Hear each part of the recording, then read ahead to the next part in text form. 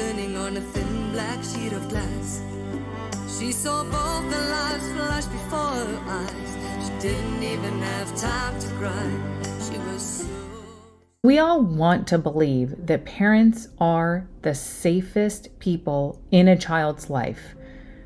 But what happens when a father vanishes into the woods and his daughters are found dead?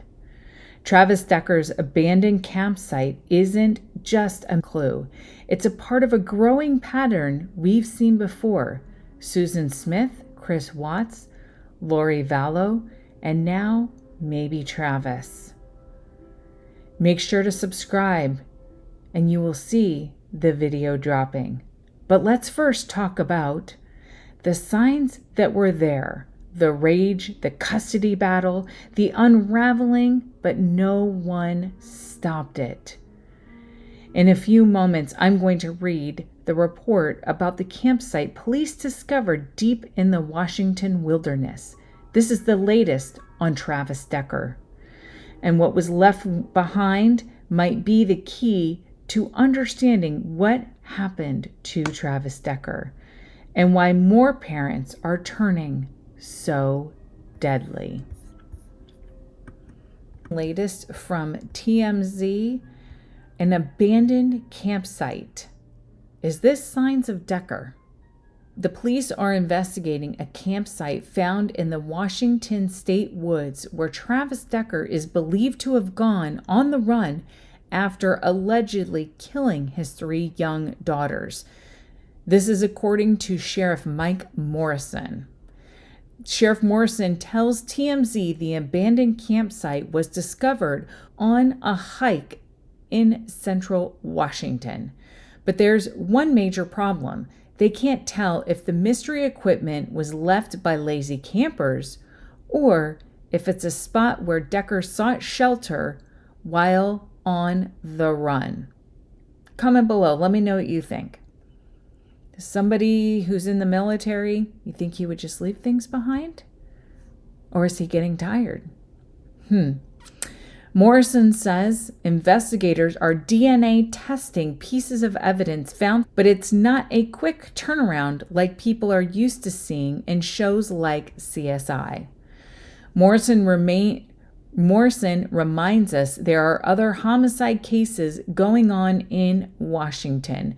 And while some of the items have been expedited by the lab, he can't just push every request to the front of the line just because there is media attention. This also explains why law enforcement has not yet determined if the alleged bloody handprints found on Decker's pickup truck, which was discovered just 100 yards from the lifeless bodies of his daughters on June 2nd, are his. In other words, we need to have patience. Remember, Sheriff Morrison told us this week Decker is presumed to be alive. Many of you have actually commented in my comments that they think that Decker is not alive. I too have thought that. But police are saying he's still alive. So I wonder, what does that mean? What evidence do they have that they haven't given us? Despite likely living in the wilderness for several weeks, we've now learned authorities will assume he's alive until a body is found. Furthermore, military-trained Army vet Decker is still considered dangerous, but there's no longer a threat to the inhabitants of the Okanagan-Wenatchee National Forest area, mostly because detectives simply don't have a clue where he is, according to TMZ, and there's no need to keep residents on high alert.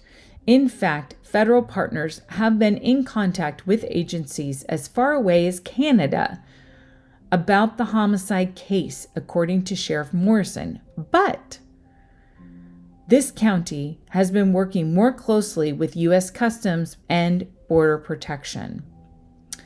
Law enforcement early on the pursuit, that Travis searched several questions online, including how does a person move to Canada, jobs in Canada, just days before he went MIA in May. If you want further more information, check out my video at the end. Morrison confirms law enforcement is still sifting through all potential evidence and tips and continues to encourage civilians to speak up if they see anything suspicious. Stay tuned. The massive hunt continues. Now, coming over to this week. So U.S. Marshals are following up on leads, as I had mentioned. This is from USA Today. They are joining operations with Kittitas County, and additional air operations will take place over the next couple of days, inserting specialized search teams into more inaccessible areas. Also, a cadaver dog was set to deploy this week. Let's see what they find.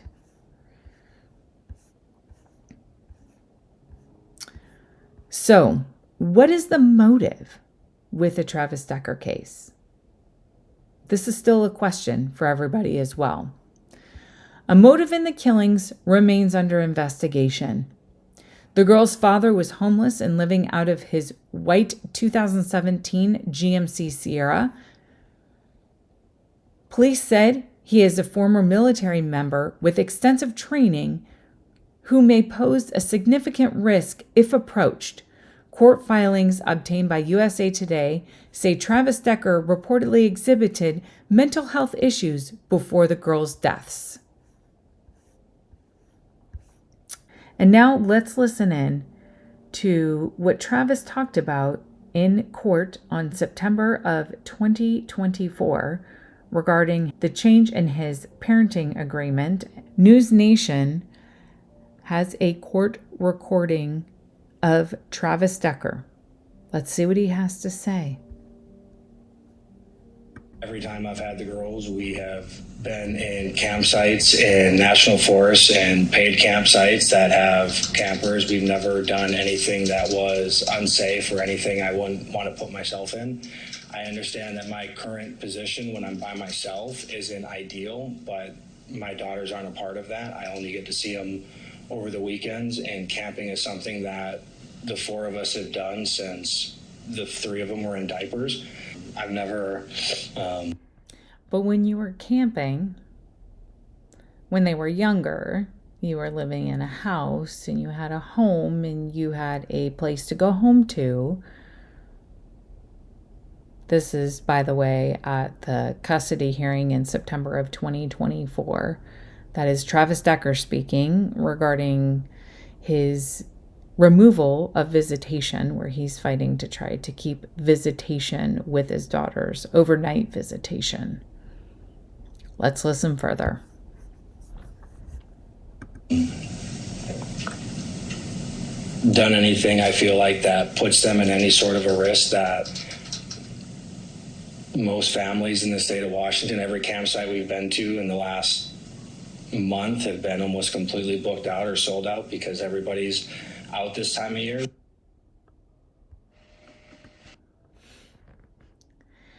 Okay. I'm chuckling not because the situation is funny, but chuckling because what is he thinking? I mean, you don't want to put your daughters in any type of a situation that you yourself would not put yourself in. And you're fighting for custody or further visitation with your daughters, and you just decide to take them from this world, supposedly. And if you didn't, then where are you? Show your face. Let's go to court. Let's put the evidence there. Tell us what happened. Okay. More to come on this. It'll be interesting to see what happens this week with the cadaver dogs out. And hopefully that DNA evidence does come back from the campsite. Please subscribe. Like this video if you would like more of this type of information. And comment below. Let me know what you think. Is he dead or is he alive? And where do you think he is?